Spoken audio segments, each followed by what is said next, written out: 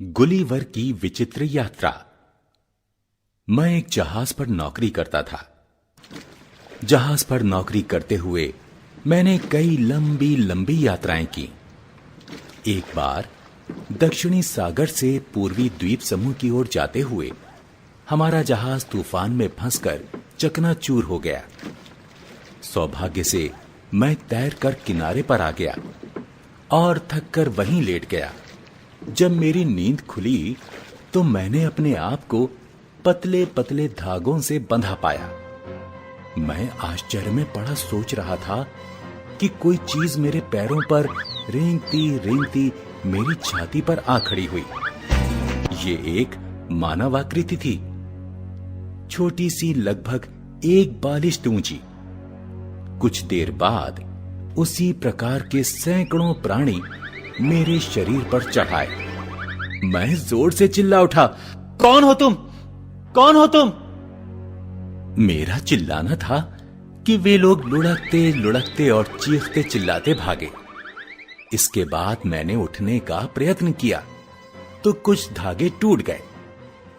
यह देखकर उन लोगों ने मेरे ऊपर सुई जैसे पतले पतले तीरों की वर्षा आरंभ कर दी।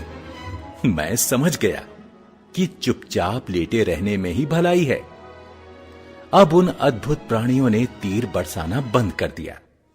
उनमें से एक कुछ दूर ऊंचाई पर खड़े होकर जोर जोर से चिल्लाकर कुछ कहने लगा।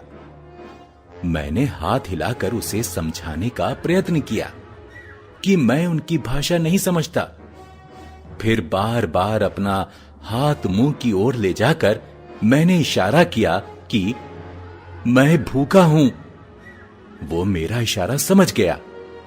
बस फिर क्या था, मेरे मुंह के पास सीढ़ी लगा दी गई और सैकड़ों लोग टोकरियों में खाने का सामान ला लाकर मेरे मुंह में उड़ेलने लगे। जब पानी पीने का इशारा किया तो उन्होंने कई पीपे मुंह में उड़ेल दिए। उन्हें आश्चर्य हो रहा था कि मेरा पेट है या कुआं। थोड़ी देर में ही मेरी पलकें भारी हो गईं और मैं गहरी नींद में सो गया। खड़खड़ खड़खड़ की आवाज से जब मेरी नींद टूटी तो ये देखकर मेरे आश्चर्य का ठिकाना न रहा कि एक गाड़ी में रखकर मुझे कहीं ले जाया जा रहा था। उन छोटे छोटे लोगों की एक विशाल भीड़ हथियार लिए मेरे दाएं बाएं चल रही थी। मैं समझ गया कि मुझे कैद कर लिया गया है। मेरे वहां पहुंचते ही लिलीपुट वासियों की एक विशाल भीड़ मुझे देखने के लिए उमड़ पड़ी। मेरे पहाड़ जैसे शरीर को देखकर सब लोग आश्चर्यचकित थे। लिलीपुट के बादशाह ने मुझे एक पुराने मंदिर में कैद कर लिया। संभवतः राजधानी में यही एक ऐसा स्थान था जिसमें मैं झुककर घुस सकता था। शेष मकान तो खिलौने जैसे थे। जिस तरह वे लोग मेरे विशाल शरीर को देखकर आश्चर्यचकित थे, उसी प्रकार मैं भी उनकी छोटी सी दुनिया को देखकर हैरान था। कुछ शरारती लोग मुझ पर तीर चलाने लगे। एक तीर मेरी बाईं आंख पर लगा। यह देख सिपाहियों ने 6 व्यक्तियों को गिरफ्तार कर मुझे सौंप दिया। 5 को तो मैंने अपने कोट की जेब में रख लिया और एक को उंगलियों में पकड़कर मुंह की ओर ले जाने लगा। वह मारे भय के बुरी तरह चीखने लगा। मैंने उन सबको जमीन पर छोड़ दिया। छुटकारा पाते ही वे सब गिरते पड़ते वहां से भागे। इस बात का उन लोगों पर अच्छा असर पड़ा। बादशाह ने जब ये सुना तो उसने भी मेरी प्रशंसा की।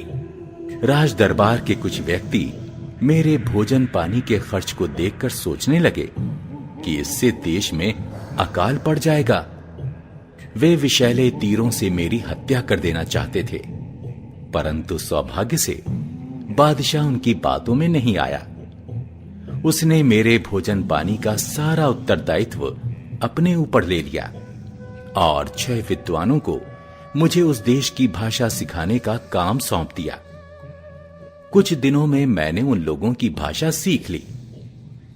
मेरे स्वभाव और व्यवहार से वे लोग बहुत खुश थे। अब वे निडर होकर मेरे पास आते, कभी वे सिर पर उछलते कूदते और कभी नाचने लगते। बच्चे तो मेरे बालों में आंख मिचौनी खेलते। इस तरह मैं सबका खिलौना बना हुआ था। एक दिन मैंने बादशाह से अपनी मुक्ति के लिए प्रार्थना की। उसने मुझे इन शर्तों पर मुक्त करना स्वीकार किया कि मैं बादशाह की आज्ञा के बिना कहीं आ जा नहीं सकूंगा, और किसी देश से युद्ध छिड़ जाने पर मैं लिलीपुट वासियों की सहायता करूंगा। कुछ दिनों बाद मुझे ज्ञात हुआ कि पड़ोसी देश ब्लेफुस्को के बादशाह ने एक शक्तिशाली जहाजी बेड़ा तैयार कर लिया है। वह लिलीपुट पर चढ़ाई करने का अवसर देख रहा है। मैंने उन लोगों की सहायता करने की एक योजना बनाई। कुछ रस्सियां और कांटे लेकर मैं ब्लेफुस्को की खाड़ी की ओर चल दिया। यह खाड़ी मेरे लिए विशेष गहरी न थी, पर उन लोगों के लिए तो यह महासागर से कम न थी। मैंने खाड़ी में घुसकर वहां खड़े सब जहाजों को कांटों में फंसा लिया और उन्हें खींचता खींचता लिलीपुट की ओर चल दिया। ब्लेफुस्को के सैनिक मेरे ऊपर तीर बरसाने लगे, पर चश्मे और चमड़े के कोट के कारण उनके तीर मेरा कुछ न बिगाड़ सके। ब्लेफुस्को के जहाजों को खींचकर जब मैं लिलीपुट की खाड़ी में ले गया तो वहां के बादशाह और लोगों ने प्रसन्नता से उछल उछल कर मेरा स्वागत किया। बादशाह ने मुझे अपने देश की सबसे बड़ी उपाधि से सम्मानित किया। एक दिन मैं लिलीपुट खाड़ी के किनारे घूमता घूमता दूर जा निकला। वहां मुझे पानी में एक बड़ा तख्ता तैरता दिखाई दिया। ध्यान से देखने पर ज्ञात हुआ कि वह एक उल्टी नाव थी। उसे देखकर मैं खुशी से नाच उठा। वह नाव नहीं, मेरी आशाओं की ज्योति थी।